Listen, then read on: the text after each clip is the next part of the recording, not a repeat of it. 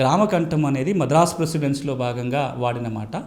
ఆబాది అనేది నిజాం పరిపాలనలో మనం వాడుతున్న మాట. ఇక తెలంగాణలో ఎక్కువగా ఆబాది అనేవాళ్ళము.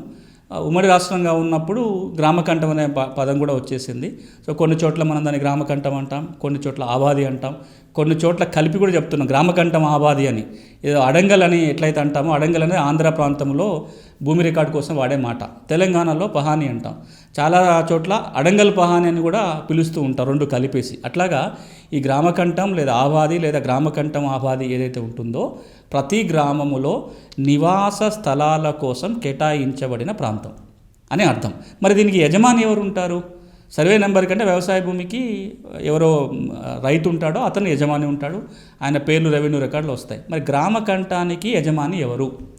నిన్న మొన్నటి దాకా కూడా రెవెన్యూ చట్టాల మేరకు గ్రామకంఠం లేదా ఆబాదీని ప్రభుత్వ భూమిగా పరిగణించేవాళ్ళు.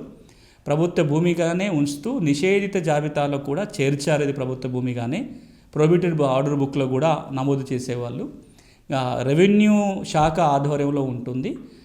ఏవైతే ఈ గ్రామకంఠాలు ఉన్నాయో ఈ గవర్నమెంట్ ల్యాండ్ అవుతుంది కాబట్టి దాని మేనేజ్మెంట్ అంతా కూడా పంచాయతీరాజ్ చట్టం కింద గ్రామ పంచాయతీలకు ఇవ్వబడి ఉంటుంది.